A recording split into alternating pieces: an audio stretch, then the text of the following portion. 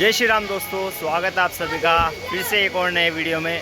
दोस्तों जैसे कि आपने कल प्रभु श्री राम जी की बारात का आनंद लिया और दोस्तों आज प्रभु श्री राम जी को वनवास मिलने वाला है।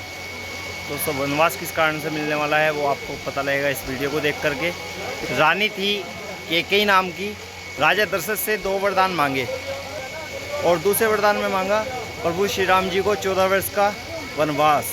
कि रामलीला एक हमारे सनातन धर्म का ऐसा ग्रंथ है कि उसमें अच्छाई और बुराई सबको दिखाया गया है, सबको दर्शाया गया है और आपको अच्छे पता लगता है कि अच्छाई के साथ क्या होता है और बुराई के साथ क्या होता है, ये सब आप जानते ही होंगे।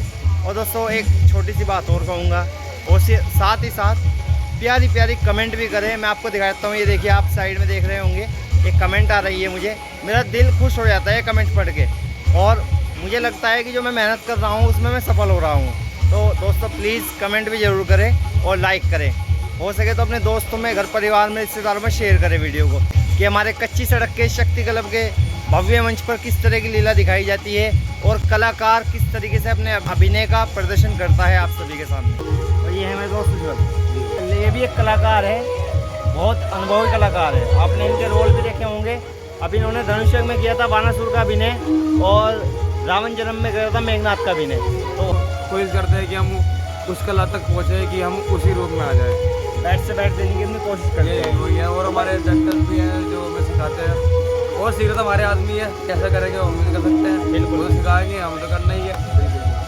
तो एक शिष्य गुरु की बहुत आवश्यकता होती है। श्री गुरु विजेंद्र शर्मा जी और श्री प्रणव शर्मा जी, नवनीत वर्मा जी और अज्जू शर्मा जी, इनके द्वारा हमें बहुत अच्छी से रामलीला सिखाई जाती है। और हमारे कुछ गुरु थे पहले भी, हमने हमारे गुरु जी थे पांडे जी, उन्होंने बहुत शिक्षा दी है, उन्होंने बहुत सिखाया, बहुत ज़्यादा सिखाया था। उनकी उसका फल है कि आज हम वापस अपना कलाकार बन के दिखते हैं। बिल्कुल तो हमारे जो गुरु जी अमरीश पांडे जी और हमारे स्वर्गीय पिताजी श्री प्रदीप पांचाल जी, वे भी हमारे गुरु हैं। हमने उनसे बहुत कुछ सीखा है। उन्हीं की बदौलत आज आपका भाई राहुल पांचाल इस मुकाम पे खड़ा है और आप सबको ये सुंदर दृश्य दिखा रहा है। तो दोस्तों बने रहे वीडियो में। जय श्री राम।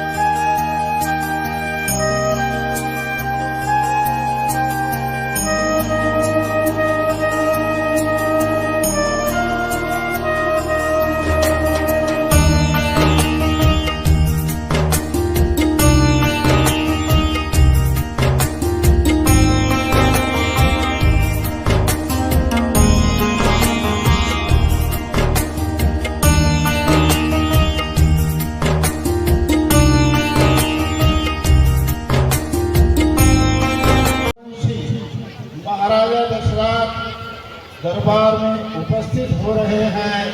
सावधान सावधान सावधान।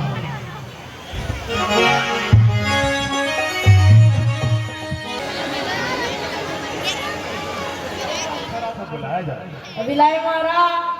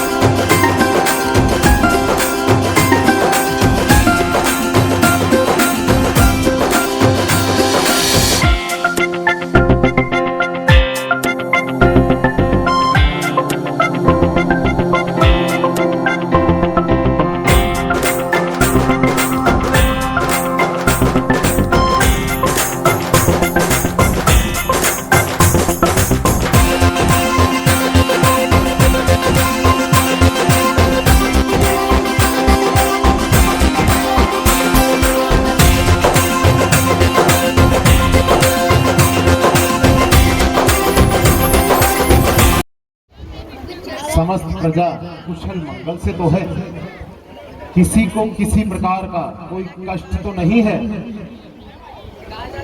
सभी भजन पूजन कीर्तन तपस्या आदि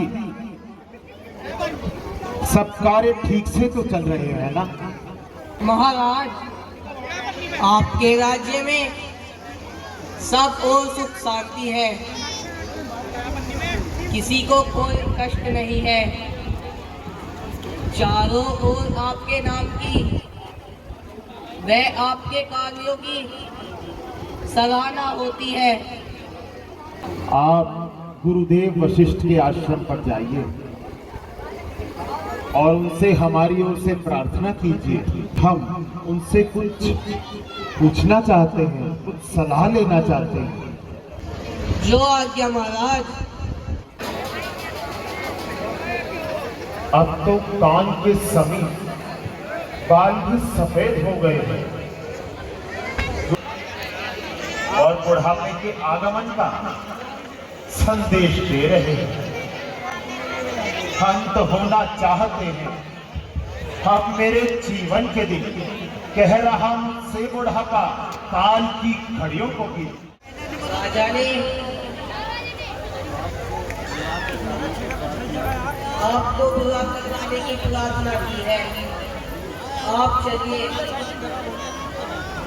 और उनसे कुछ सलामत सलाह कीजिए। चलते हैं मंत्री जी।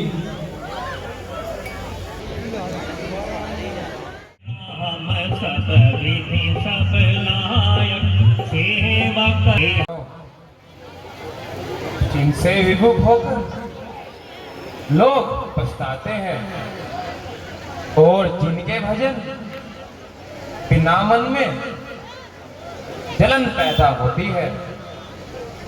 हे दिलों की नाथ, श्री राम के रूप में आपके पुत्र हैं। राजन, शुभ कार्य में विलंब कैसा? शीघ्र सब सामान सजाइए। शुभ दिन और सुंदर मंगल अभी है जब श्री राम युवराज पद पाए।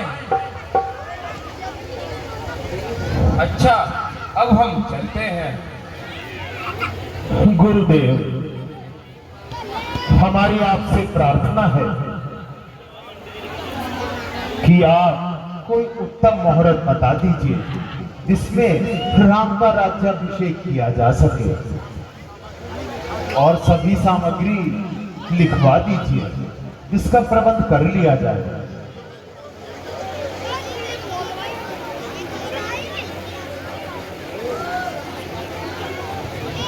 राजा, इसके लिए कल का ही दिन उत्तम है। सब तीर्थों का जल, फल फूल, चंदन, केसर आदि सामग्री मंगवाइए।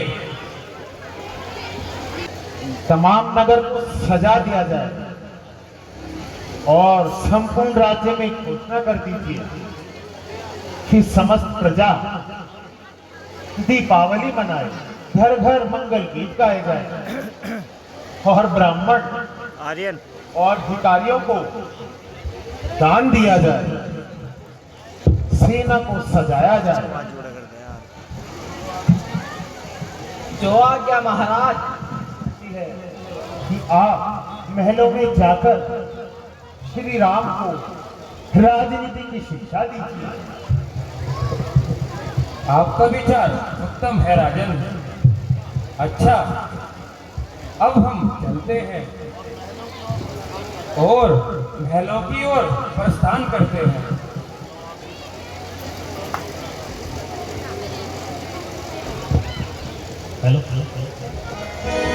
आपका मंगल हो राजन। राम के राज तिलक को देखकर हम अपने नेत्रों को सफल करेंगे। हाँ भैया, हमारी आशाओं का कमल खिलने ही वाला है। हमारे राम राजा होंगे तो हमारा जीवन सफल हो जाएगा। पता नहीं क्या, बस जा यहाँ से, काम करेंगे तू जा। हाँ जा जा। भाई कौन सा काम चल रहा है यहाँ? अरे भाई मुझे तो बता दो कौन सा काम चल रहा है यहाँ? अरे यहाँ बहुत काम हो रहा है, तो अपना रास्ता देख जाके किसी और से पूछ के हमें नहीं पता चल।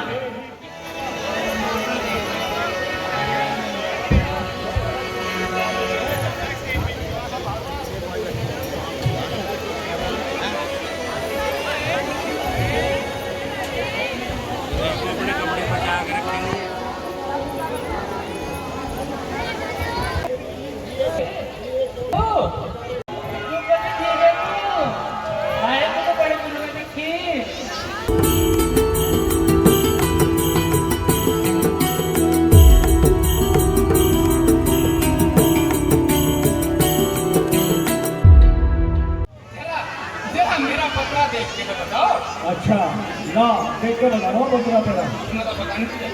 अच्छा तो तुझे बता हैं? क्या दुष्टा कही आज हमारे पास कोई टाइम नहीं है।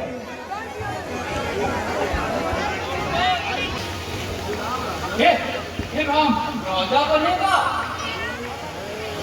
ठीक है, मैं भी कुछ उपाय सोचती हूँ।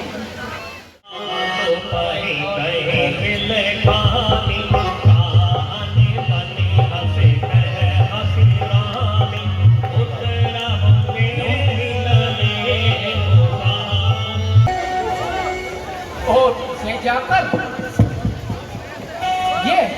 ये सब समाचार सुनाती हूँ। और अगर ऐसा हो गया तो मेरे भरत का क्या होगा?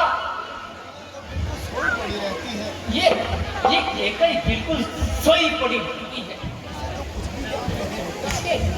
इसे तो कुछ भी ज्ञान नहीं होता। ये बहुत भोली है, भोली।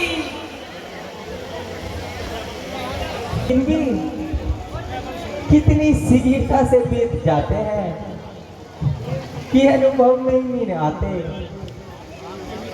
राम के विवाह को 1 वर्ष बीत गया, परंतु ऐसा लगता है कि कल ही की बात है।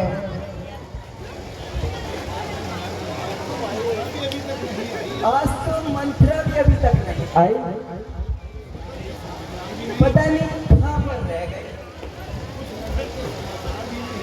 कुछ नगर के समाचार भी नहीं मिले। अरे दासी, अरे मेरी सखी, मंत्रा तू कहाँ भटक रही है? आ रही हूँ रानी जी, आ रही हूँ। आज तो तूने आने में बड़ी देर लगा दी। सच सच बता, तू नगर से क्या समाचार लाई है? अरे अरे, आज तेरी फरफर चलने वाली जवान क्या हो गया इसे? क्या तुझे सांप सूंघ गया? क्यों बोलती क्यों नहीं? मालूम होता है कि लक्ष्मण ने तुझे कोई शिक्षा दी है। अरे तू बोलती क्यों नहीं? शांति तो है, तू मौन क्यों है? ओ तेरी गुस्सा जाती हो रही। क्या तुझे किसी ने कुछ सिखा दिया या तेरे किसी ने कान भर दिए? रानी जी, मौन न रहूं तो क्या करूं? तुम्हारे सर्वनाश को देखकर मेरे मन में बड़ा ही दुख होता है। और रही कुशल की बात, तो आज राम को छोड़कर किसे किसे कुशल है? आज कौशल्या के विधाता दाहिने हैं, दाहिने। जिसे देखकर वह भूली नहीं समाती। क्यों मंत्रा, ऐसा ऐसा क्या समाचार है? राम को कल राज तिलक होगा, तब तो बड़े आनंद की बात है। तो सुनो रानी जी, भरत की अनुपस्थिति में राम को राज देने की भला भला क्या आवश्यकता थी? मिट रहा है घर तेरा और तू हुई है बेअकल। क्या यूं ही बैठेगी तू आंखों में पट्टी डालकर? बस बस, अब खामोश रह घर फोड़ी। तूने ऐसे वचन कहे, मैं तेरी जिभ्या खिंचवा लूंगी।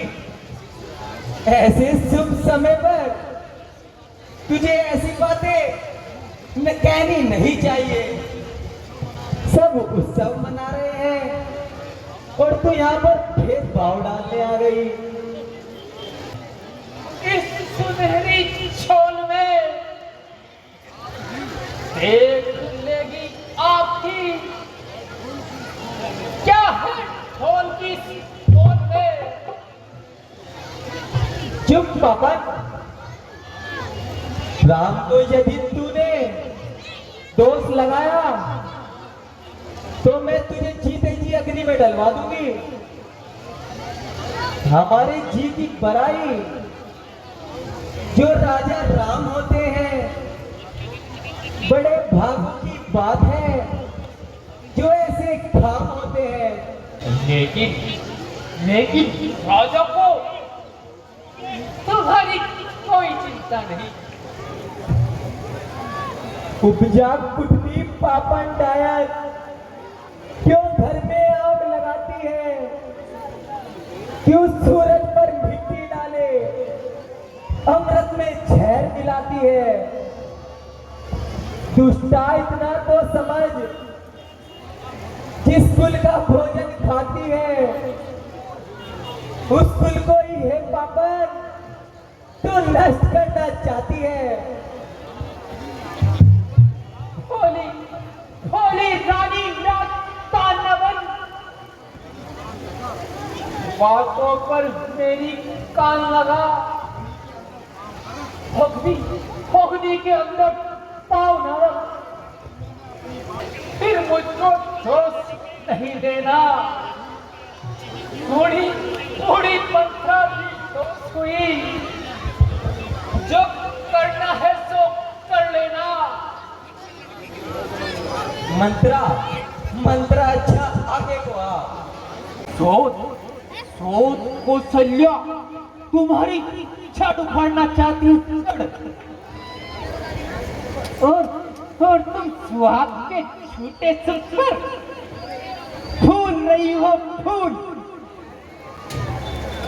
तुम सीधे स्वभाव वाली हो ना, इसलिए राजा के कपट को नहीं समझती। शांति की माता बड़ी चतुर और करुण है, ये मुझे कहने में कोई हर्ज नहीं।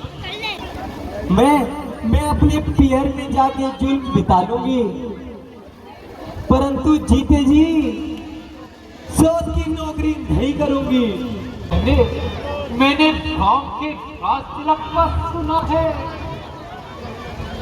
सब भोजन अच्छा लगता है, ए गुड़िया ना नींद भी आती है।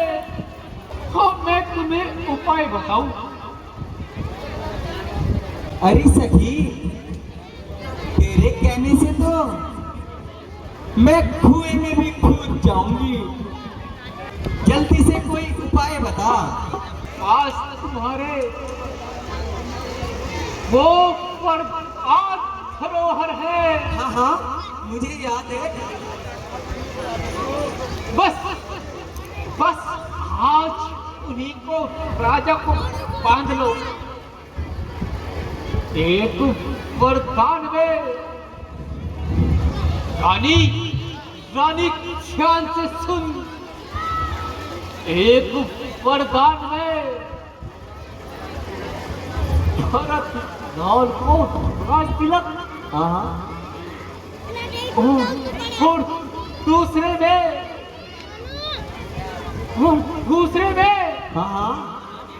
राम को 14 वर्ष का वनवास क्या बोल रही है तू? राजा की चिकनी चुपड़ी बातों में ना आ जाना। भले तू राम की सौगंध खिला लेना, फिर तू अपने वरदान मांगना। और हाँ सुन, यदि रात बीत गई तो सारा काम बिगड़ जाएगा। सब काम बड़ी सावधानी से करना। तेरे समान संसार में मेरा कोई नहीं है।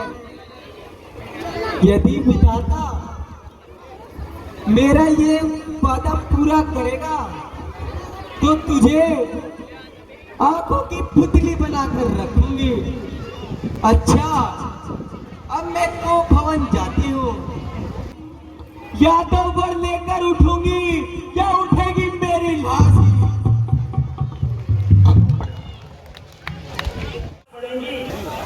अंधेरी रात, महलों में उदासी, चारों ओर सुनसान, रानी भी कुछ दिखाई नहीं देती। मन खराब, आखिर क्या कारण है? हमारी प्राण प्यारी कई कहाँ है? महाराज, रानी जी को लेती है। ओ भवन, ऐसे अवसर पर ओ भवन, किस लिए, क्यों? तो महाराज वही जाने।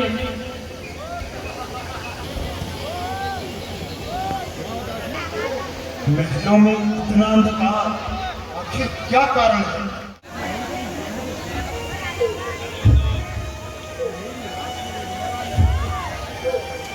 अंधेरी रात में जगमगाने वाले शीश महल की यह दशा, और यह महंगे वस्त्र पहने, बिखरे हुए गहने, बाल बिखरे, इस दशा में लौलीन, यह कौन? वो परमात्मा, यह क्या दशा है?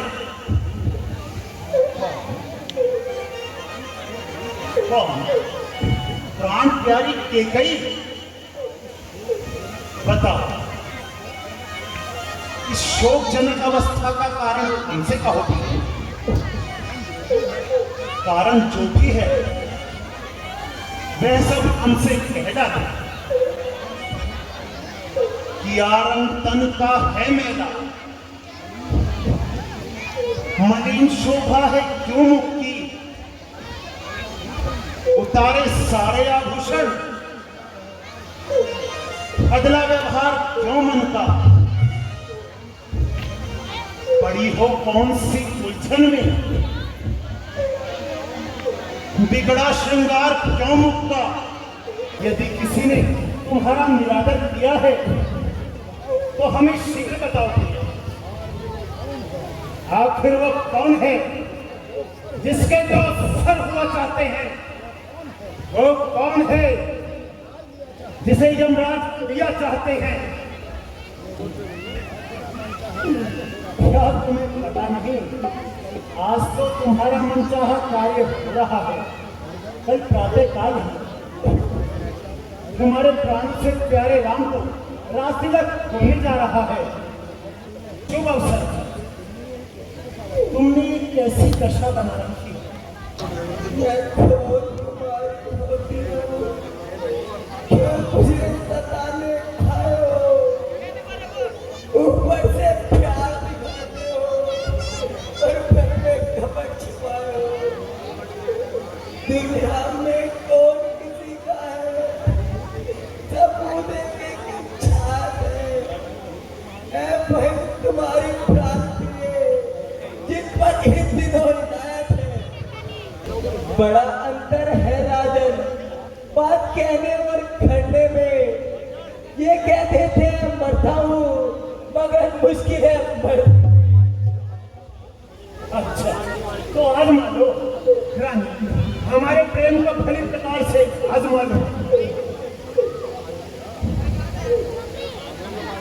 रानी तुम जो कहोगी हम वही करेंगे।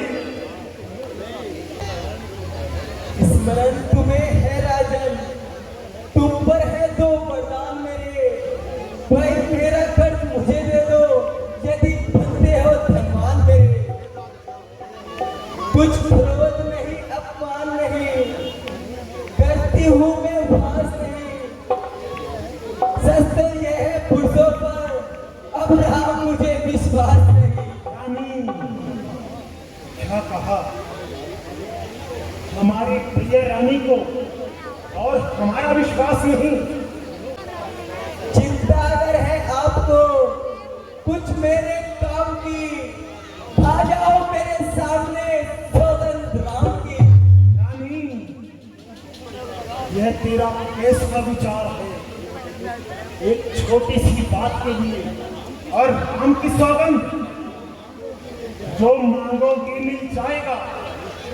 निश्चय अपने मन में जानो,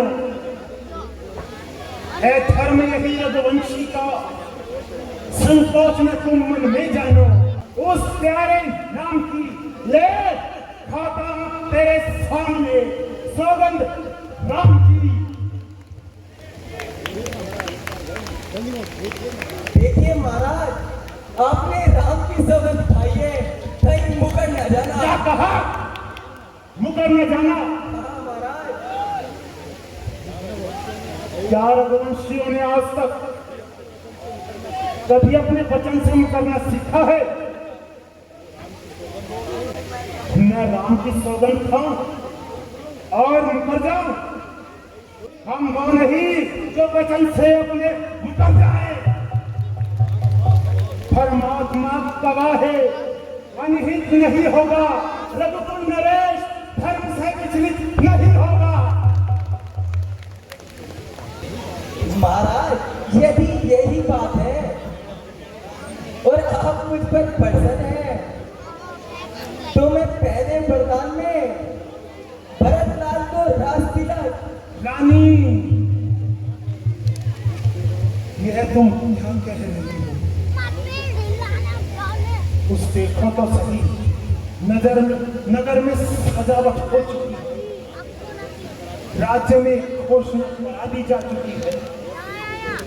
और फिर तुमने ही तो कहा था कि राम को राज तिलक देकर मेरे मन की इच्छा पूर्ण कर दीजिए महाराज। फिर आज ये परिवर्तन कैसा? रानी, तुम कुछ और मांगना, परंतु इस अनर्थ से हमें बचा लो। नहीं महाराज, मैं जो एक बार मांग चुकी उसे मैं कदापि नहीं बदल सकती। क्या भरत आपका बेटा नहीं? क्या वे राज्य का अधिकारी नहीं? रानी, ठीक है, जैसी तेरी इच्छा। अब तुम अपना दूसरा वरदान भी मांग लो। मांगा हो तो कर जोरे, तोरे बहुनाथ मनोरथ मोरी। महाराज, मैं दूसरा वरदान विनय पूर्वक हाथ जोड़कर मांगती हूँ। दूसरा, तुम संकुलित मत होना। क्षत्रिय नरेश कहलाते हो तो सत्य से विचलित मत होना। ये राम जो राजा होते हैं, ये राजा नहीं उदासी हो। कल से ही 14 वर्षों को ये तपसी और वनवासी हो। ये तुमने क्या कहा रानी? ये तुमने क्या कहा? फिर से तो कहो रानी, ये तुम क्या बोल रहे थे रानी? तापस वेश विशेष उदासी, 14 वर्ष 9 वनवासी।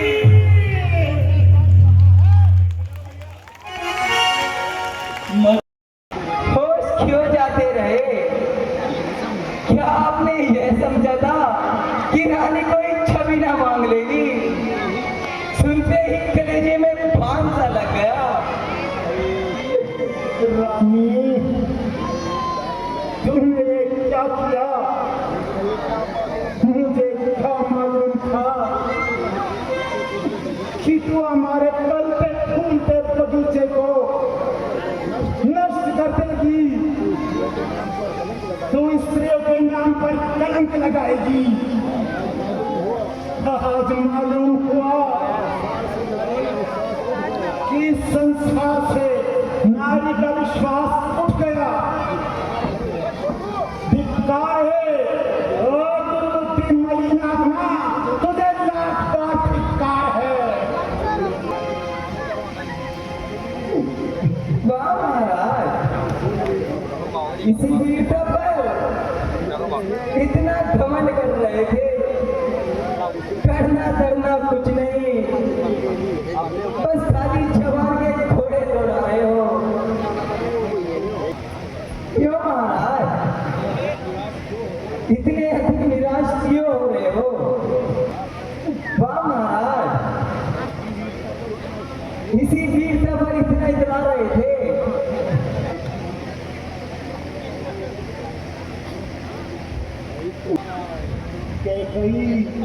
ये क्यों नहीं? दशरथ का काल तुझसे कहलवा रहा है। वरना मेरे भरत को तो राज्य का बिल्कुल भी लोभ नहीं है। ये होनी मुझसे कहलवा रही है। आज विधाता उल्टा हो गया है। हमारा शौक भी हमारे प्राणों के साथ समाप्त हो जाएगा। रानी, महारानी जी, महाराज की ऐसी अवस्था का क्या कारण है? बताने की कृपा करें। मंत्री जी, महाराज को रात भर नींद नहीं आई। इसका कारण ईश्वर ही जाने। इन्होंने राम राम रटकर सवेरा कर दिया, परंतु इसका भेद कुछ भी नहीं बताते। आप तभी से जाकर राम को बुला लाओ। जैसी आज्ञा रानी जी। माता जी प्रणाम। प्रणाम बेटा।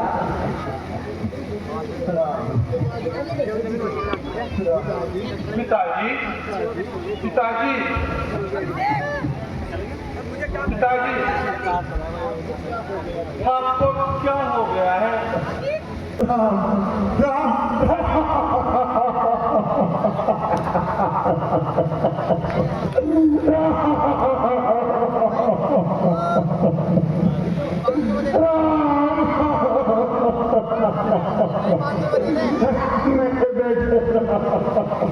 बेटा राम, तुम जब तक यहाँ रहोगे महाराज ऐसे ही विलाप करते रहेंगे।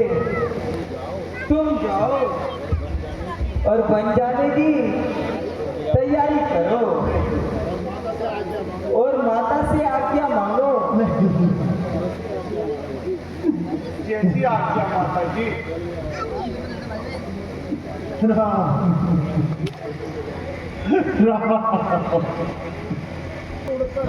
चला है हंस उड़कर, आए अब अपने ठिकाने से।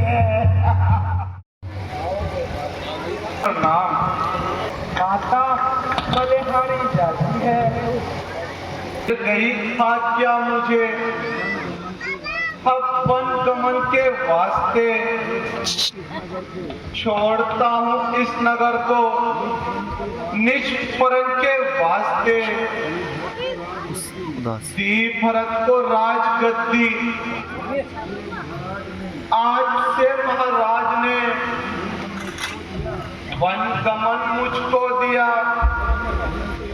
अपने वचन के वास्ते। तुम कैसी बातें कर रहे हो? तुमको तो पिता कानों से अधिक ख्याल करते हैं, फिर भी इस अपराध के कारण तुमको बन जाने को कहा है।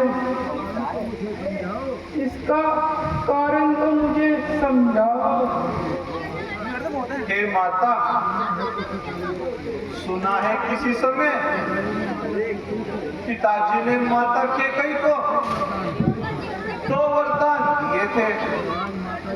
सो आज माता जी ने एक वरदान में भरत को राज तिलक और दूसरे में मेरे लिए 14 वर्ष का वनवास मांग लिया। ये महाराज ने क्या किया?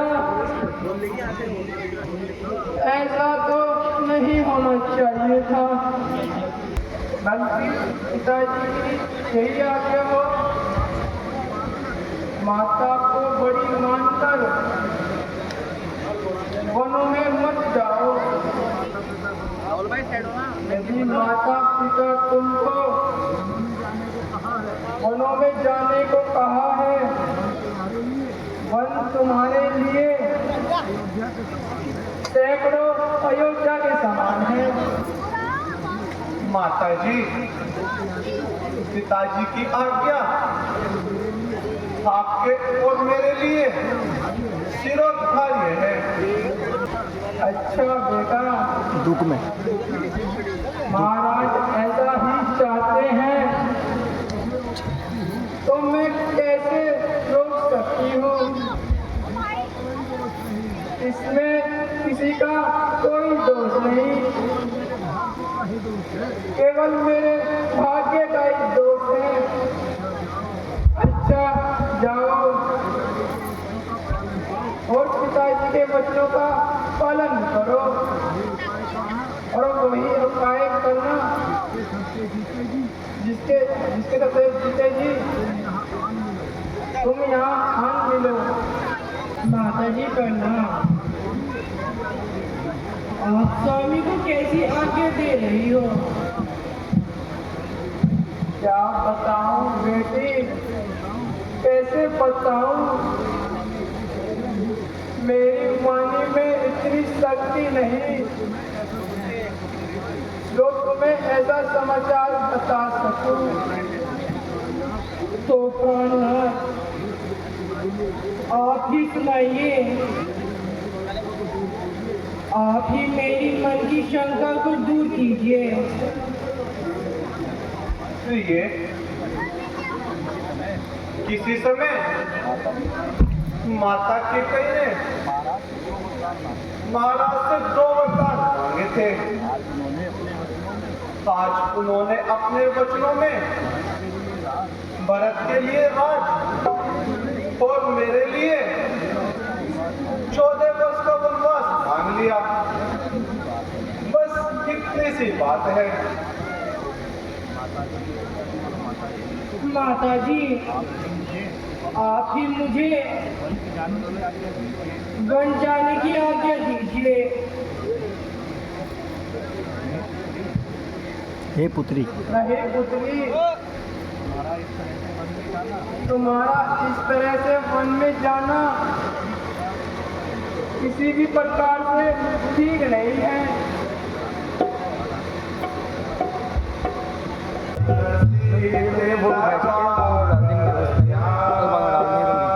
मुझे आज है वनवास वाला कौन सी?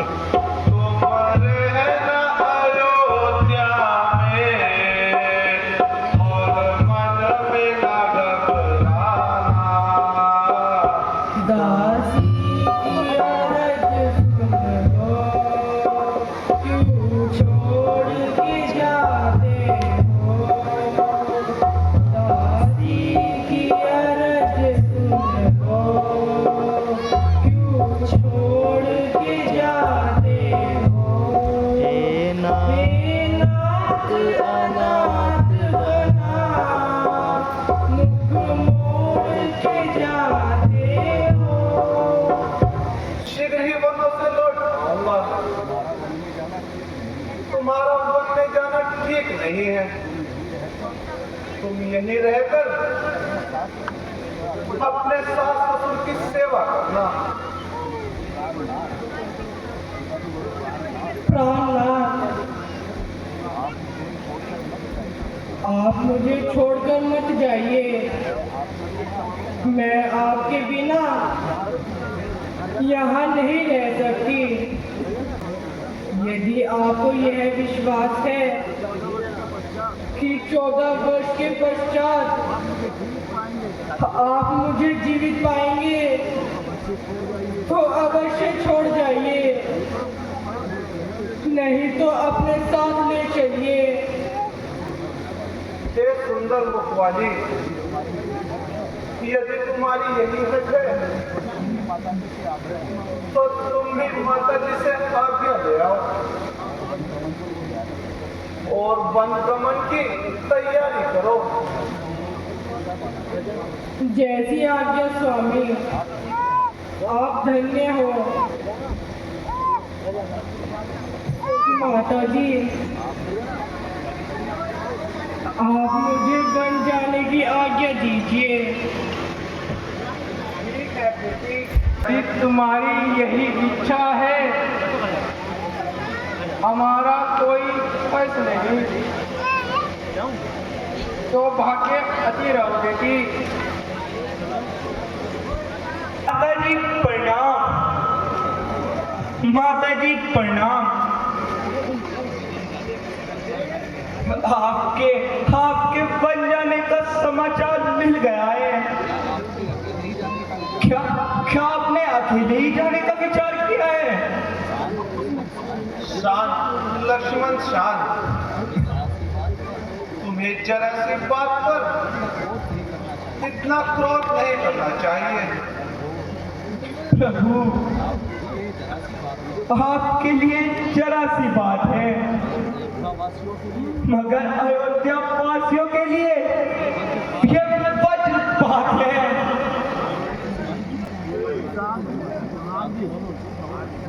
चुप रहो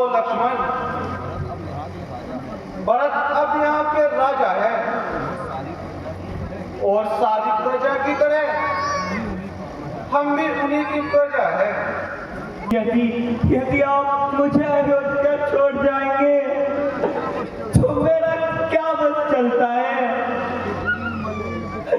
अति दीन मलिन दुखी लगते तजशील नाथ बतात कहाँ, अमरे पितु महत सभी सुख में तुम एक ही नाथ सुहात कहाँ। तुम नाथ में सेवक बात यही तज जात हमारी फिसात कहाँ। हे भाई, तुम मेरा कहना मानो और वनों में जाकर कष्ट उठाने की मत ठानो। हे नाथ, आपने मुझे शिक्षा दी है, परंतु मुझे मन से कठिन जान पड़ता है। ये शिक्षा आप उसी को दो जिससे आपको आस न हो। हे नाथ, उसे ही समझाओ जो इन चरणों का दास न हो। भाई लक्ष्मण, स्वामी ऐसे भाव तब क्यों प्रीति को तोड़े चाहते हो।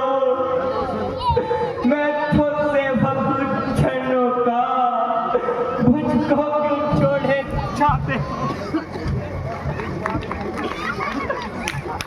बस अधिक बात नहीं अच्छी, दो टूक वचन है लक्ष्मण के, या वन कमन है लक्ष्मण के, या प्राण कमन है लक्ष्मण के। भैया लक्ष्मण, अगर तुम्हारी ऐसी ही जिद है तो माता से आगे ले आओ। जो आ गया भ्राता जी।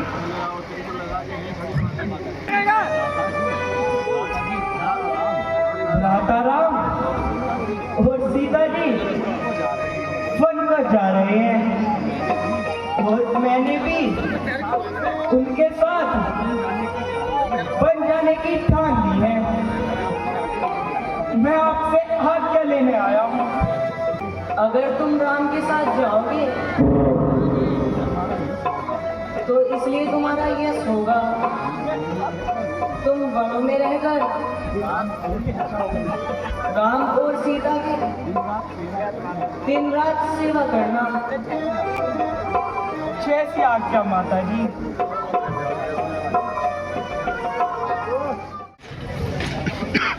पिताजी, आप हमारा प्रणाम लीजिए और वन जाने की आज्ञा दीजिए। नहीं बेटा, नहीं। विधाता, ये कौन से पाप का फल है। क्या तुमने मेरे भाग्य में तड़प तड़प कर ये जान देना लिखा है। बेटा राम, तुम्हारे शरीर पर ये राशि वस्त्र शोभा नहीं देते, इसलिए आप भगवा वस्त्र पहन लो और वन की राह करो। अब ये वनवासी वस्त्र पहन लो। लो लाइए माता जी, बड़ा आनंद है हमको मिले कार भक्तों के ये प्यारे वस्त्र है योगी जनों और संतों के। लो बेटा, तुम भी पहनो। लो पुत्री सीते, तुम भी ये वस्त्र पहनो। राम का मांगा है या सीता का भी मांगा है। सीता पर क्या अधिकार है जो जोगन इन्हें बनाती हो। हम जितना दबते जाते हैं तुम उतना चढ़ती जाती हो। सीते हमारे पास आओ बेटी। पहले तो तेरा है बेटी, वन का जाना ही ठीक नहीं। जाती भी हो यदि जिद करके, तब सिर का बाना ठीक नहीं। अधिकार तुम्हें है बेटी, गुंडलों और गणों में जाओ तुम इन्हीं राशि बस्तों में और इन्हीं आभूषण में जाओ तुम। वन में परिचर्या करने को तो धनुष बाण भी ले लेना, स्वामी की रक्षा करने को। कुल कलंकिनी, कुल खातिनी, मुझे क्या मालूम था कि तू ऐसा अन्याय करेगी। नगर को उजाड़ कर शमशान पर राज्य करेगी। ओ विघ्नकारिणी, तूने तो सर्वनाश कर डाला। महाराज, अब अधिक विलंब न कीजिए, हमें वन जाने की आज्ञा दीजिए। अच्छा बेटा, भगवान तुम्हारा निगहबान है, परंतु दशरथ अब कोई घड़ी का मेहमान है। परंतु मेरी बच्ची सीता को अपने साथ मत ले जाऊंगा। मैं राजा जनक को क्या मुख दिखाऊंगा? क्या इसी दिन के लिए उसे मिथिला से यहाँ लाए? लेकिन पिताजी, सीता मानने को तैयार नहीं है। आप किसी प्रकार की चिंता न करें, हम इनका पूरा ध्यान रखेंगे। सुमन, सुमन, मेरी फुलवारी चाहे